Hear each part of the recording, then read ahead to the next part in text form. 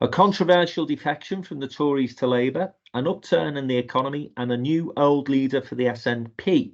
Plus, could global conflict actually be good news for the Conservatives' electoral chances? Welcome to the Downtown Den Politics Podcast. Just it's all bigoted women. Me and my friends sort of used to run through the fields of wheat.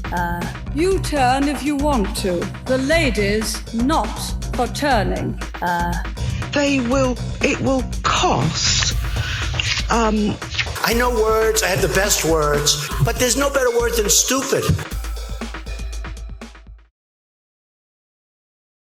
Well, welcome back to another episode of the Downtown Den Politics Podcast with me, Frank McKenna, our political commentator at Downtown in Business, Jim Hancock, and our good friend, Joe Phillips, former advisor, of course, to Paddy Ashdown.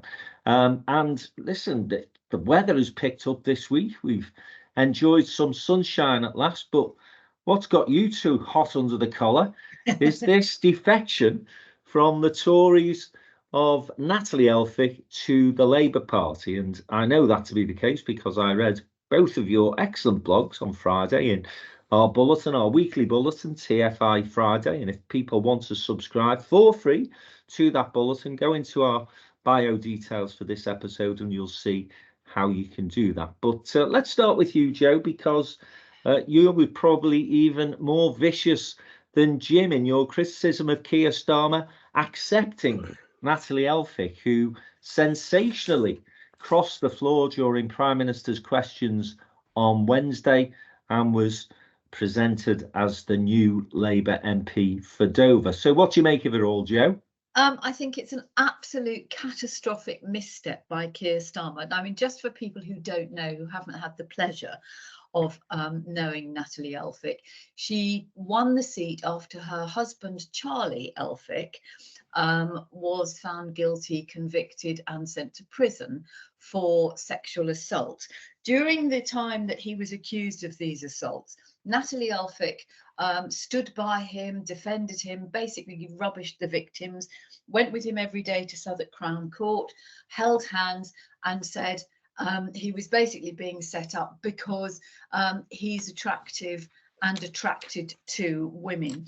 And as I said in my blog, Frank, you know, I'd love to be a fly on the wall for her and Jess Phillips having a cup of tea in the Labour tea room or something. So she's got a bit of form like that. She's very hard right wing, member of the was a member of the European Research Group, hard Brexit, very anti-immigration. You know, Dover is the constituency, and you know it has caused. Well, I see what Jim thinks, but I think this has caused more consternation in and outside the Labour Party as an error of political misjudgment by Keir Starmer than actually things like rowing back on the 28 billion green deal and various other things. I mean, I think it's why would a woman like that, who is not anywhere near the centre of the Conservative Party. I mean, if she said, I'm going to join Reform, I don't think anybody would have been in the slightest bit surprised. So what does she bring to the Labour Party apart from an awful lot of baggage? And we're now discovering that it's claimed that she tried to get her husband's trial somewhere less high profile than Southwark Crown Court, and then apparently wrote to the Justice Secretary to get him better bedding in prison. I mean, you know, this is a woman who is bringing nothing. Okay, I think you're very clear, Joe, in your view that you don't think it was a particularly great move for Keir Starmer. And Jim, I think you're of the same opinion. Yeah, absolutely. And, you know, I don't want to repeat the things that Joe said, but I think there are issues here for the way in which the Labour Party is being run.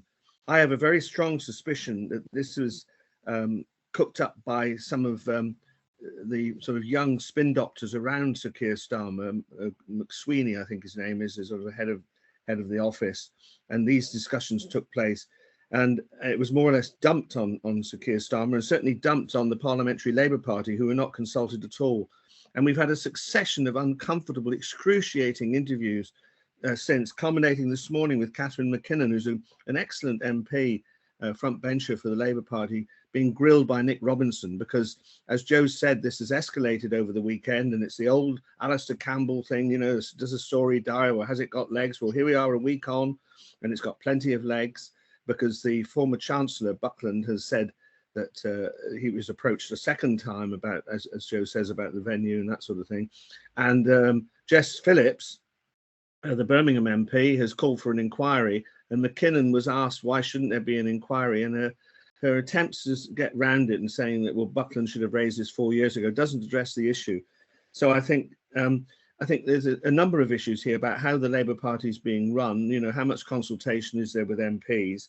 And, you know, Neil Kinnock said we're a broad church, but the church has walls, and that is the question. But just finally, before Joe gets off the hook, I've had this campaign for a very long time.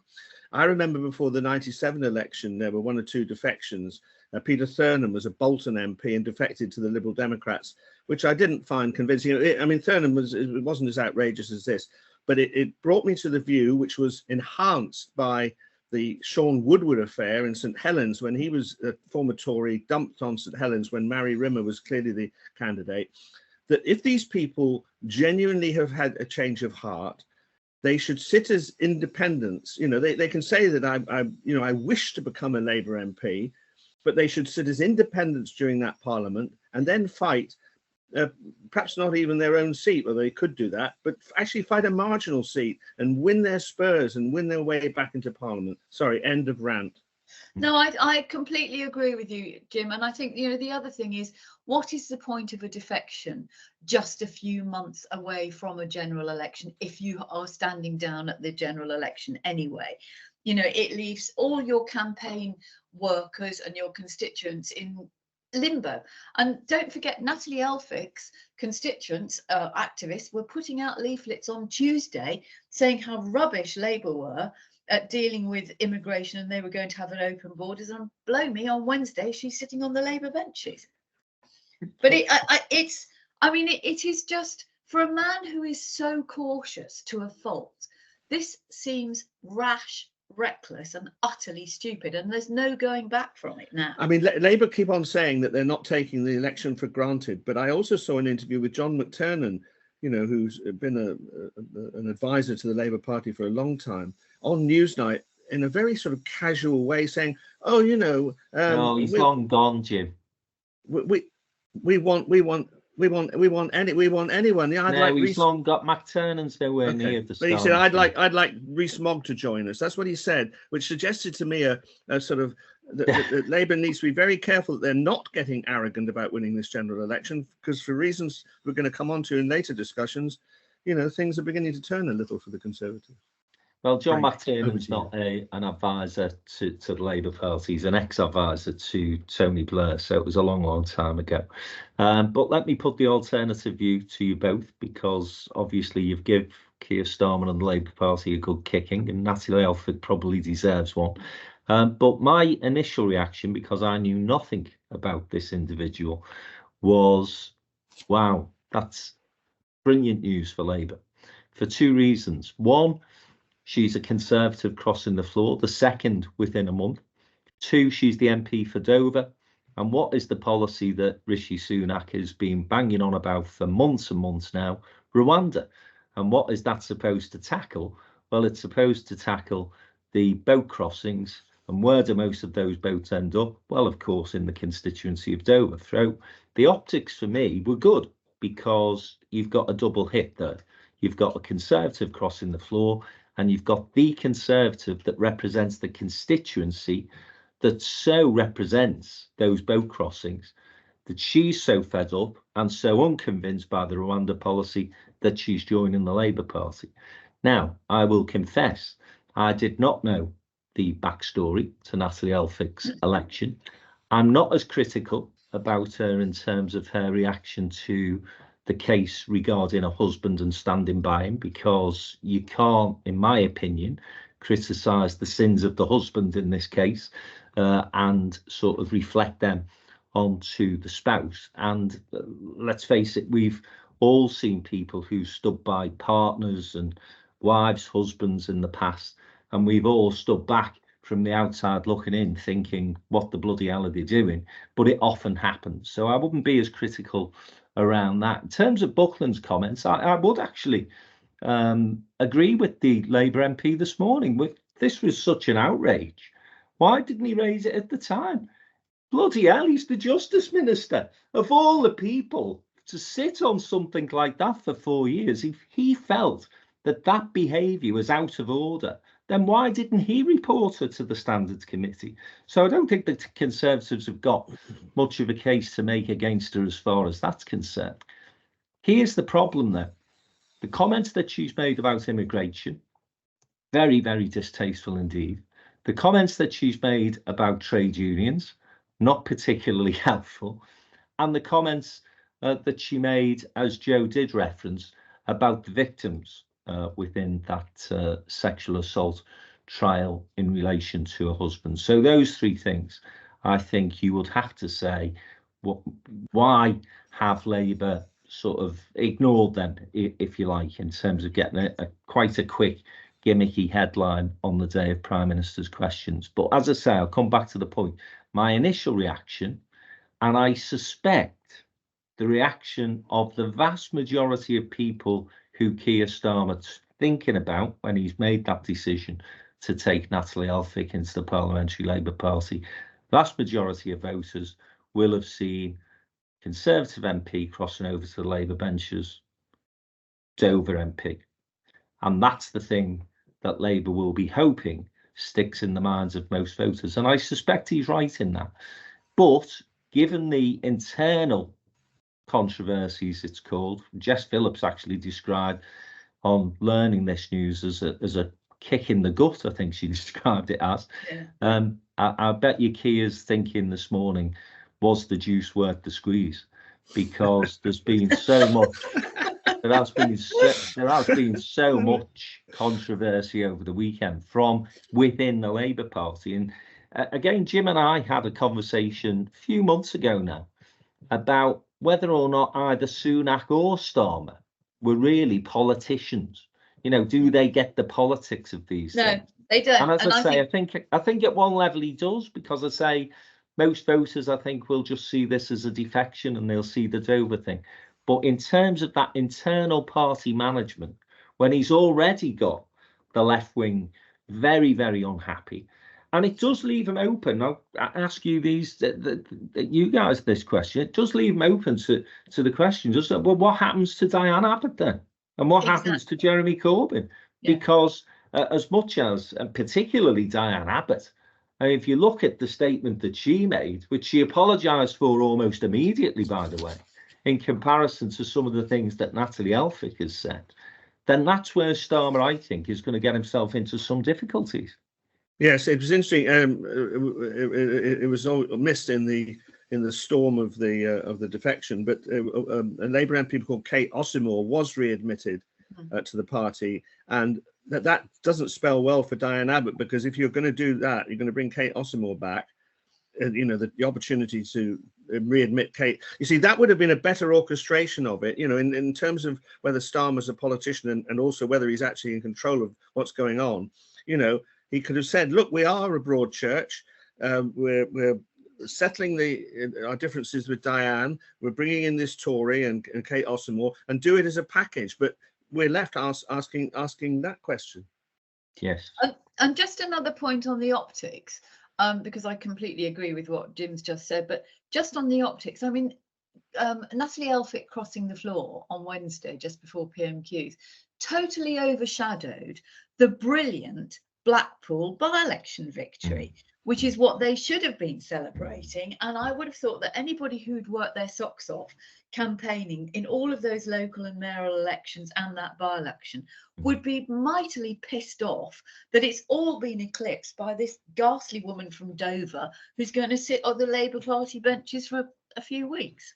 Now, Frank won't want to talk, I don't think, today about Rwanda and so on, but just to say this, that one of the reasons I'm not convinced about the defection is that I don't, you know, Keir Starmer went down to Dover with her and made a big statement about what they're going to do. And I sort of agreed with the Tories that it was in a sense of rehashing of all this. We're going to have more experts looking at it. We're going to smash the gangs.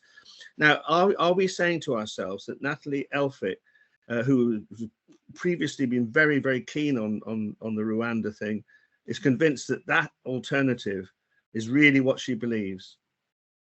Well, I don't know what her motivation is. I mean, again, it's strange, isn't it? Afterwards, there was, I think they're going to find it very difficult to put her in the Lords. That's for sure, because people are going to be keeping a spotlight on Natalie Elphicke and her future appointments. That's for sure. But then this strange relationship emerged, didn't it, between John Healey, who you will definitely put in the mainstream of the Labour movement, the Labour Party, big interest in housing. And it was him who apparently facilitated the introduction to the Labour Party of Natalie Elphicke because of her interest in housing. So now we're told, well, because of that, she's going to be given this job as a special advisor as far as housing policy is concerned. It all seems a bit strange. It's just very bad. And I think, if she was really, good on housing, and I've got no reason to believe that she wasn't, and she's come up with, she's written stuff about housing, and as you say, she's worked with John Healey. But, all of those conversations could have taken place. And as we've all said, she could have said, I'm not standing at the general election. I'm now going to sit as an independent. I'm fed up with Rishi Sunak's government. She carries on those conversations and then comes back in as a, non-elected advisor or whatever for the Labour Party. That would be sensible. I think the point you just made, Joe, as well, which I've not really thought through, it did take away those fabulous results that Labour enjoyed the previous week. So Prime Minister's questions and the aftermath dominated by the defection. No discussion about the Blackpool South disaster for the Tories. No discussion about losing the West Midlands mayor. So in a sense, let the Conservatives off the hook. It's a great point that you made. That being said, given the fact that you're both in and around that Westminster bubble often, what would the Conservatives have been feeling when they've looked across the floor and seen another one of their colleagues going across to the Labour benches? That won't be doing their morale any favours, will? And by the way, in one sense, Keir Starmer, if he was looking at Jonathan Gullis, would have thought it was worth it just for the look on that prick's face, because he was looking round. He couldn't quite believe. I think he thought he was in some sort of dystopian nightmare. But so did many on the Labour benches, to be fair. But one final. What will the morale be within the Conservative Party when that sort of thing happens, Jim? What's the reaction amongst Tory MPs, do you think? Well, I think, initially it would have been a bit like yours, that this is a morale sapping event. The Dover MP, I take on board your point there. It's a good point to make. But now, with all this tension going on inside the Labour Party, I think they will say it was an unconvincing thing. They're putting out rumours that she was disappointed that she hadn't been made a minister. And I don't think it'll do the amount of damage that it initially would have done. Just one final reflection. I mean, an MP who was in one party and then defected to another party, and then, would you believe, went back to his old party. I mean, an MP like that would never have a political future, would they? No, they'd never possibly become prime minister, and perhaps our greatest prime minister. Wasn't that Winston Churchill? Indeed, yeah, conservative, absolutely. liberal, conservative. Yeah. Politics was very different back then. I also take the point that Joe made earlier in listening to commentators across the political spectrum saying that they wouldn't have been in the least surprised had Natalie Elphicke defected to Reform. And so, listen, I understand and appreciate that the Labour Party is a broad church, but bloody hell, it's creaking at the seams at this moment in time, I guess. Joe, final word from you on this. You're sort of in and around Dover. So what's the local reaction been to this? Locally, people across, I mean, the local Tory activists are furious because they feel as though they've been betrayed. Quite understandably, the local Labour Party are furious, and they're saying, well, we don't want her. You know, she's done nothing but trash us ever since she's been MP. And actually, what has the Labour candidate said? You know, because there was a Labour candidate in place to yes, that's fight right. the election. Nothing publicly, as far as I'm aware, which I think is probably the wise thing to do. But the chair of the local Labour party in Dover has said, you know, we wouldn't let this person join. You know, why would you? She's done nothing but trash Labour on and off throughout the time she's been the MP. I mean, mercifully, they've got a good candidate. Labour have got a good candidate, and they have made it very clear that there's no way that she would then slip into that seat. And Dover's an interesting seat, as you know, Jim. It has been Labour in the past. It used to have very strong union links, obviously with the port and the ferries and things like that. But, you know, it's also been, I think, wrongly portrayed as a hotbed of redneck reform, Brexit, anti-immigrant mentality. It's not. I mean, it's a rather sad, decaying port that's business is based on the cross-channel ferries, and increasingly people are stuck. Never mind 15-minute cities. If you live in Dover, you can't get out in the summer because the roads are absolutely clogged thanks to Brexit and all the extra controls and stuff at the border. So, I mean, Dover's an interesting place, and it would probably, I think this will galvanise a lot of people, particularly in the Dover Labour Party, to actually make sure they win the seat. Yes, and I think there's been a boundary change which helps Labour as well, as far as the and that becomes Dover and Deal. Yes, so yeah, that Labour would certainly have that on their target list. But listen, I think we probably all reached the conclusion, some sooner than others, that this was a misstep by Sir Keir Starmer. And Rishi Sunak over the weekend, on reflecting on this particular defection, will have not been losing too much sleep, and will have been celebrating the news of a bigger increase and improvement in the economy than was anticipated by many. So the economy grew in the last quarter by 0.6%. It means that we are now officially out of recession. And Jim, you were sort of indicating earlier in that first discussion about this defection, you sense that one of the reasons why perhaps that decision was made was a bit of complacency on the Labour bench as well. You know, with that news on the economy, this is the very thing that Sunak and Jeremy Hunt are pinning their hopes on, aren't they? A much improved economy, to be able to go to the British electorate and say the plan is working. And as I say, that increase to 0.6%, much bigger than anticipated. Very good news for Rishi Sunak and his government. Yes, I mean, I have thought for a long time that he would probably go long in the hope that something would turn up. I mean, why wouldn't you? You know, this talk about a summer election and just sort of throwing the Conservative government onto the mercy of the voters and being summarily punished, it didn't really seem to work for me.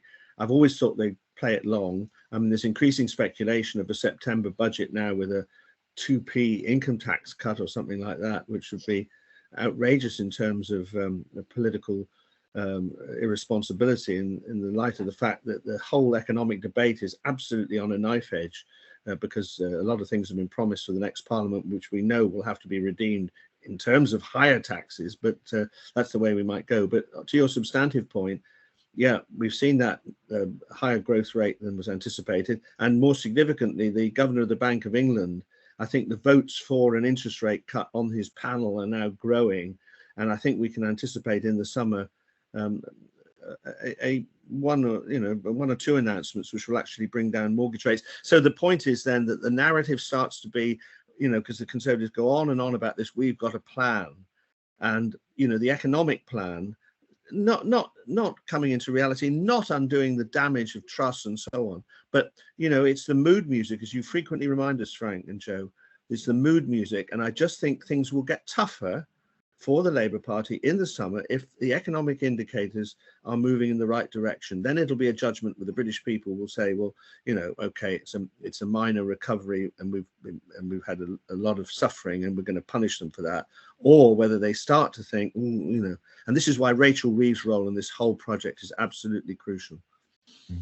Joe, the two things I would say is that even if interest rates do come down, it's unlikely to have an impact on people's mortgages because many have remortgaged, and of course they're tied into those high rate mortgages, whatever interest rates do in the foreseeable future. So it won't be doing them any favours with those voters, I wouldn't have guessed.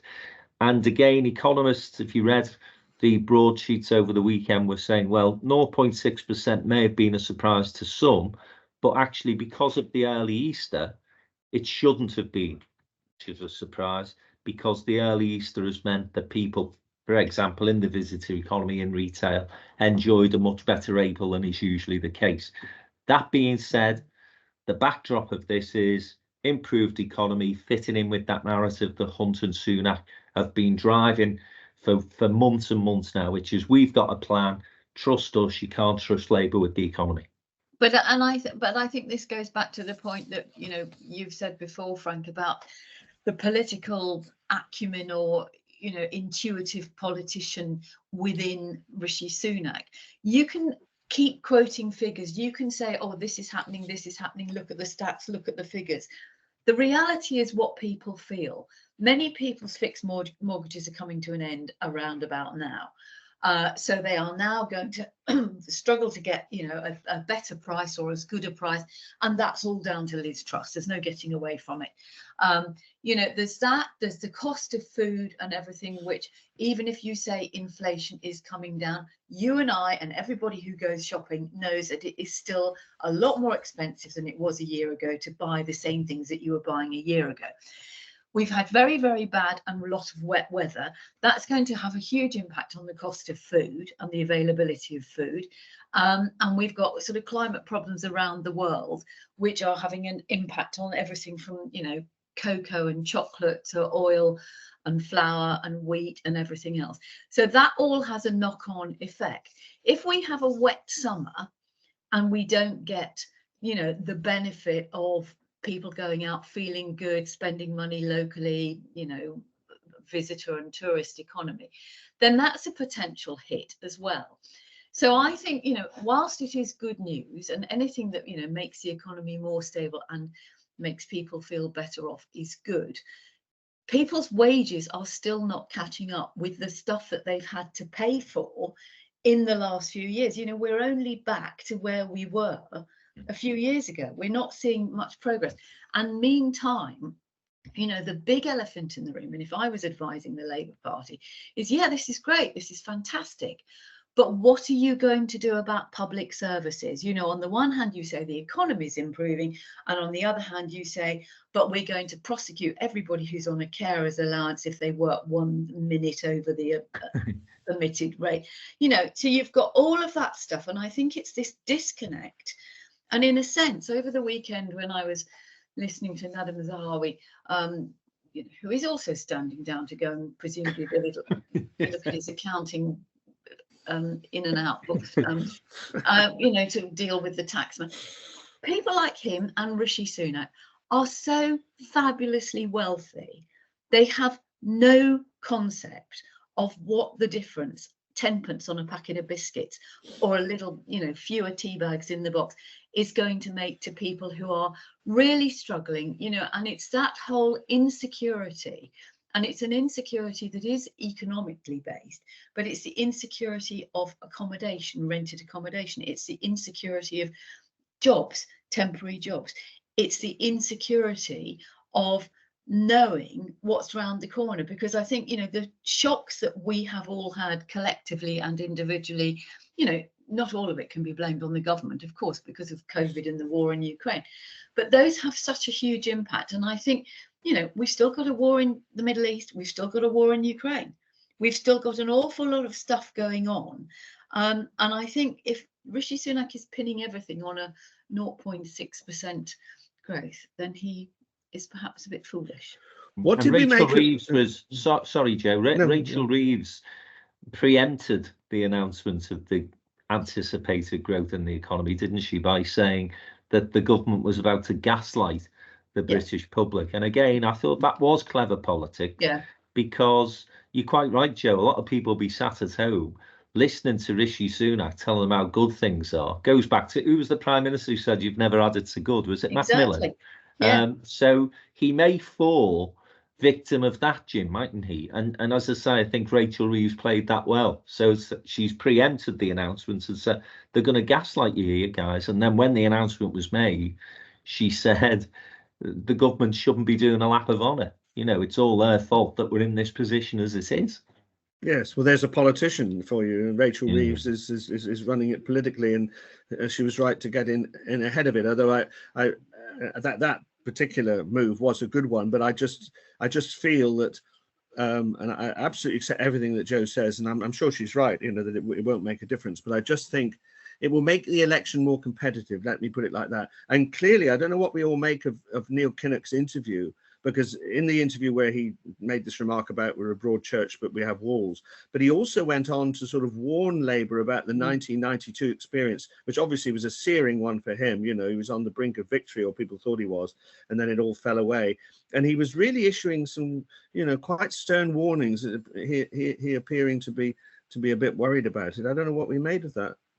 Yeah, I listened to a few interviews with Neil Kinnock, and then one of our members, actually, Nathan McNamara, went to see him at an event last week. And on the interviews I've heard, he's broken into tears on both occasions. And apparently on stage he did last week.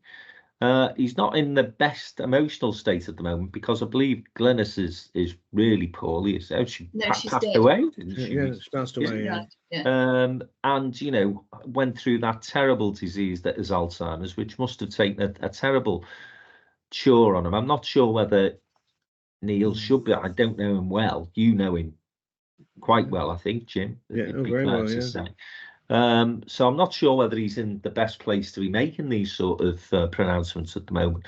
But listen, if anybody's lived through an experience of expecting to win and then falling at the last hurdle, it's Neil Kinnock. The thing that he did say that should have been a warning, I suppose, to the Labour Party was people, and he's absolutely right on this, isn't he? People are not in love with Keir Starmer in exactly the same way that people never really felt that Neil Kinnock was prime ministerial. The other side of that same coin, though, is that I don't think that anybody is actually convinced that Rishi Sunak is prime ministerial. No, I think you're absolutely right, but I think that is the whole problem, and I think, you know, Labour would be very stupid to take anything as a given for all the reasons that we've discussed and will continue to until, you know, we get the results in after the general election. But I do think, you know, this thing of they're not in love with Keir Starmer, but they absolutely loathe the Tories. Now, if things get slightly better, they might not loathe the Tories quite so much, but that might mean they stay at home rather than go out and vote Labour. And I think that's where it's about, you know, intention and what happens on the day. Because I think, you know, without somebody with a compelling vision, narrative, whatever you want to call it, you know, mission statement and all of that baloney, there's nothing there. It's the least worst option. And I think because so many things feel over the last few years as though they've been way beyond the control of us as individuals and as political parties and as government and as a country, some of which has been self-inflicted. But I think if you're looking to somebody to, you know, hold the ship steady, do things, what you'd say is, I don't mind if it's that bloke at the back of the bus, but I don't want this lot. We've tried every single bus driver from, you know, Cameron through Truss and Boris Johnson and now Sunak. And I just think people are just, I think they've just had enough. And I think the Tories have run out of steam. I tend to agree with that. I think the problem then will arise of how much of a honeymoon period a new government then gets, but that's probably a discussion for another day. But listen, we've got other things to discuss this morning, not least the new leader of the Scottish National Party and what's happening north of the border, which again is probably good news for Keir Starmer, has to be said. And then this speech that Rishi Sunak has made around defence and global conflicts and why that should mean that people stick with the government? Well, we'll have a conversation about that as well. Stick with us. We'll be back in a minute.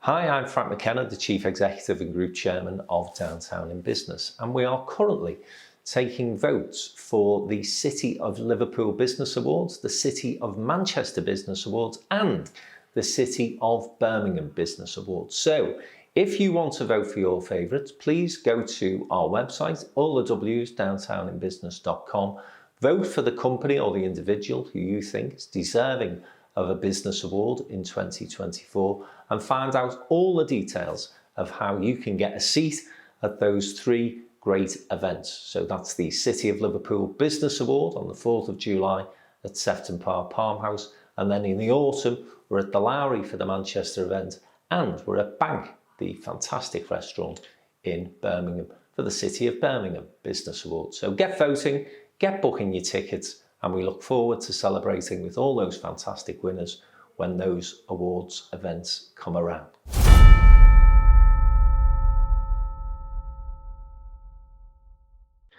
Okay, welcome back to the second part of this week's Downtown Den Politics podcast. I'm joined this week by our political commentator Jim Hancock and by Joe Phillips. And first part of the programme, we were talking about some of the things that may derail Labour's chances of winning the next general election, or at least reduce its majority. But one thing that does continue to move in the direction of Labour is the shenanigans over the border in Scotland. And this week they elected a new old leader, John Swinney, previously a leader of the SNP back in the days before Alex Salmond and Nicola Sturgeon produced that incredible hegemony that the SNP enjoyed for a decade and a half in Scotland.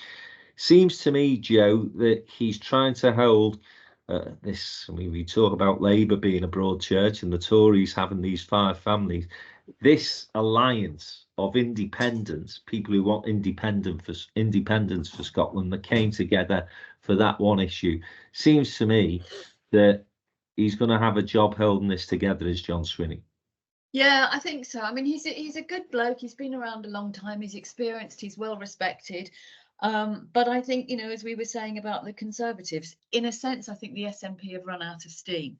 If you go back, as Jim and I are both old enough to, remember the days of Scottish nationalism and Margaret Ewing, and when they were just a lone voice.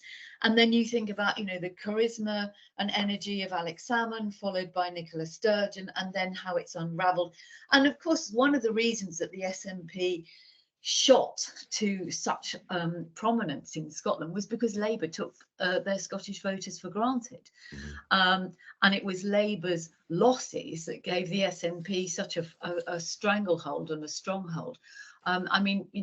I speak as a former Lib Dem advisor. The Lib Dems are such a small party in Parliament, they don't even get an automatic question at Prime Minister's questions, whereas the SNP do. But I think, the shenanigans over Nicola Sturgeon's husband, Peter Murrell, Hamza Yusuf, the unnecessary self-inflicted row over gender identity and hate crime. Again, it's this sort of like, oh, I know, let's go over here and let's pursue this, and let's not deal with the really boring stuff that people care about, like schools and health and road cleaning and transport and things like that. So they've gone off on this jolly and managed to alienate quite a lot of people. Very few people, I think, in their heart recognise that independence is going to happen anytime soon, because I don't think there's an appetite for referendum. And I think the best thing that John Swinney can hope for is that he hangs on to a few seats in the next election, and that the SNP perhaps fade away to something to maybe come back again, but with dignity, which they certainly haven't had over the last 2 years. And when I talk about a broad church, Jim, I don't have to look far to John Swinney's right, if I can put it that way. His deputy leader is Kay Forbes, who has a very different outlook on social issues than her leader does. Yes, and that's probably why she's not got the top job, because I think if you were looking to the future and you had a dynamic woman who I think Kate Forbes is in many ways and is very competent on the economy, you'd have gone and chosen her. But she does have these issues which they're concerned about. I think she will express her influence by concentrating on those issues that Joe's mentioned for the time being, because the SNP have got a track record now, and they're suffering from being in office for a long time. It's like the Conservatives; you pick up barnacles, but they need to focus on housing, education, health, and crime, which aren't going. The drug problem in Scotland particularly severe. They need to focus on those things because they've run out of road on the constitution. We've had the referendum. Nicola Sturgeon exhausted all the constitutional possibilities. They do have in the background this persistent support for independence. That is quite sticky. There's still a lot of people who want independence, but they don't see the SNP as the vehicle for it. Just in terms of UK politics, obviously you remember before they made a big issue about how Ed Miliband was going to be in the pocket of I think it was Alex Salmond. Yeah, Alex Salmond. Yeah. I don't think that's going to work this time around, because there was a brief thing last week by the Prime Minister about the coalition of chaos. I think because of the relative weakness of the SNP, that won't work, because they are a diminished force. Well, as I said last week, Jim, you couldn't get a better example of a coalition of chaos than this bloody lot that are in Downing Street at the moment, could you? So I don't think that phrase is going to have the same sort of impact as it did back in 2015.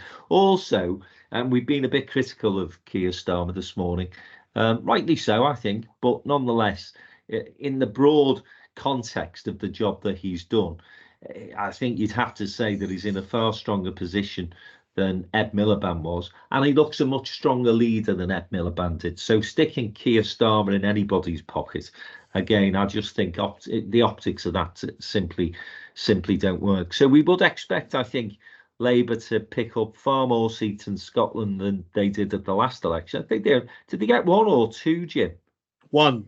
And they've now got two because of the Rutherglen by-election. Yes. So I think you're probably looking, they would. If they got 28, I think that was the sort of the prediction of John Curtis on polling night. Anything north of that, they will be absolutely delighted. And I think a word here as well for Anna Sawar, who's the Labour leader in Scotland, who, again, to me, is probably the most charismatic leader Labour have had there since Dewar, actually. And, people will not remember this, I don't think, but back in 97, when devolution was given to Scotland, the whole parliament and the electoral system that was established was very much on the basis that coalition government would be the only way in which you could actually move forward. And I think it was generally accepted that that coalition would probably be Lib Lab. But of course, we've had Scottish Nationals do so well with Salmond and then with Sturgeon. I know they've had this recent coalition that's gone a little bit pear-shaped on with the Greens. But as I said earlier, they've been so powerful in Scotland that to see their demise, Labour will be absolutely overjoyed by that, because it does give them a chance. But that's interesting, isn't it? Because the Greens' involvement has, in a sense, derailed, has taken the focus away from their primary purpose of independence, and has contributed to the discussions about trans and all that sort of thing. Yeah. Sorry, Joe. Well, just on that thing that Frank was saying, I mean, had Donald Dewar not died so suddenly and unexpectedly, had John Smith not died so suddenly and unexpectedly, I remember back in the day when I was working for the Liberal Democrats, spend an awful lot of time in Scotland and would go for dinner with Ming Campbell and his wife. And round the table would be, Robin Cook, Ian Lang. There would be people from across the political spectrum, but they were Scottish first and foremost. And I always thought that Scotland was much more politically literate than England then. But I think it's now it's gone the other way, because independence was that, and then independence is, which is a huge, big issue, has now been overshadowed by rows about gender identity. Just to say, Frank, that it's, I think, almost to today that John Smith died 30 years ago. Is it and really? heralded in Tony Blair. We're talking about if people hadn't died, Wow. the what ifs of history. Sorry to interrupt No, the but discussion, it's those things, though, Jim, isn't it? I mean, we all know it's a click of a finger, the blink of an eye, and history changes its course. People become leaders, rulers by hap chance sometimes. Yeah, for sure. And you look back to that era, sort of the 90s and early noughties. Labour was so dominant in Scotland. Yeah. It's hard to believe that they're down to one seat now. Gordon Exactly. Brown, we haven't even mentioned him. So yeah, incredible really, the turnaround. But it looks as though the pendulum is swinging away from the SNP and back to Labour. We will see what happens in the general election. The final talking point of this morning, if we may, is this speech that Sunak has made, is making, has been well trailed in the newspapers and on the media at least. And Joe, it's about defence and global conflicts. Sunak is basically saying you're only safe with the Conservatives if we go to war. Yeah, I mean, it's quite if you take away it's quite interesting, because it's covered on virtually all the papers, so it was obviously well briefed over the weekend, and it is a big speech, and it's and it is probably, a lot of it is true, that we are living in very uncertain times, and what Rishi Sunak's saying is that things will change for all of us over the next 5 years, far more than they have in the last 30 years. And all of that is probably true. We know there is conflict around the world. We know there is a huge shift in the geopolitical power base, that we've got Russia, we've got China, we've got North Korea, we've got Iran, we've got India. And then he goes on to this sort of thing about, if you want to feel safe and secure in this uncertain world, stick with us, stick with the Conservative. And you think, are you joking? Are you absolutely joking? Why would we? You've driven us to the edge of a cliff and changed drivers 15 times. But I think, there is actually, if you were to unpick it properly and you go, okay, one of the things he talks about is mass migration. Well, one of the reasons there's going to be an awful lot of mass migration is because of climate change.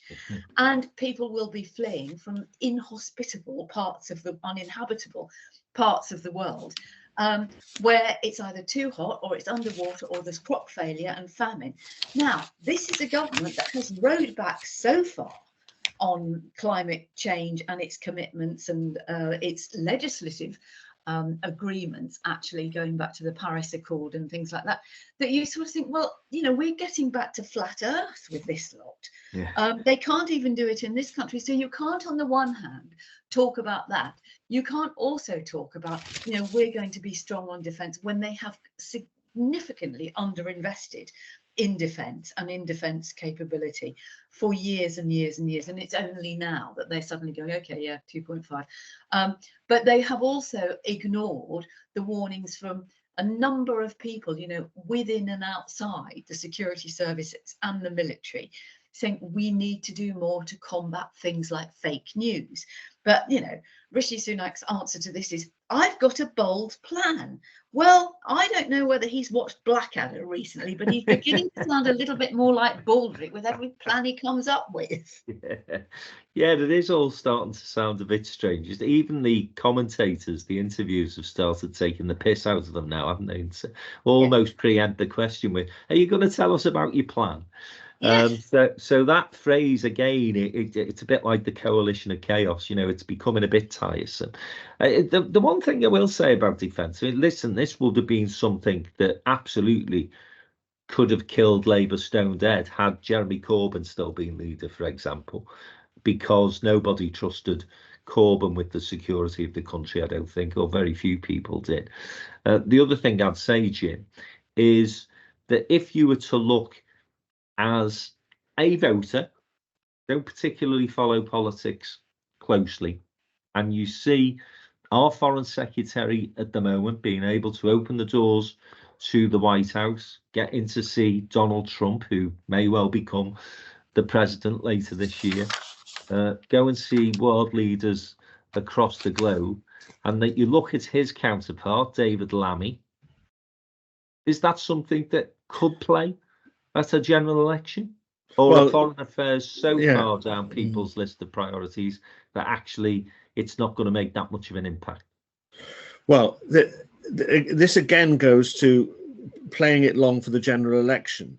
You know, and I don't want to suggest the Conservatives are that cynical, but obviously they're hoping for an improvement in the economy, but they're not hoping is the wrong word. But it may be the case that, given the fragility of the world that Joe has so expertly outlined, that one of those, if not more, blow up, and you know, we are in very dangerous territory. I mean, Putin keeps rattling the nuclear sword all the time, and you know, we could, you know, during the summer, you know, August is a dangerous month historically. You know, something could crop up of global seriousness. Then the question is, does that historically benefit the Conservatives, who have historically been seen strong on defence and on leadership? You know, as you say, David Cameron is you know, with respect to David Lammy, is streets ahead in terms of stature and experience.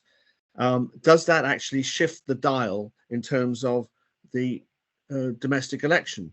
The other 2 points I want to make are, I think Rachel Reeves has not committed to what the Conservatives have done, although it's subject to a lot of derision by Labour, but the Conservatives are now sort of committed to 2.5% defence budget. I don't think Rachel's, you know, she's been normally going down the road of matching everything the Conservatives say. So is this an attempt to open up a blue wedge? And finally, you know, we don't have anybody like Paddy Ashdown now, but I do think Paddy's military service was a great assistance to his excellent leadership of the Liberal Democrats and his credibility with large sections of the community. So how all these things play into domestic politics, because you're right, Frank, and people are mainly focused on the standard of living and whether they can see a doctor and things like that, and they don't follow international affairs in that way. So I don't want to overemphasize this, but that's my take on this speech that's been made today. And you can see, yeah, we keep saying this isn't going to move the dial much. This isn't going to move the dial much, but it could move the dial a bit. And if there's a cumulative effect of these things, you know, defence, the economy, the woke agenda, immigration, you know, all of a sudden that Labour landslide that people were predicting a couple of months ago, I don't think we've ever thought there was going to be a landslide on this podcast, but certainly, you know, commentators talking about Labour landslides, I think they are going to have to row back a little on their commentary, because all of these things will play. And I think, although defence is not in the top 5-6 issues amongst voters' concerns at this moment in time, Jim's right, isn't he, Joe? It's something that could, over the course of the summer, if these conflicts continue to get worse, become an issue for people.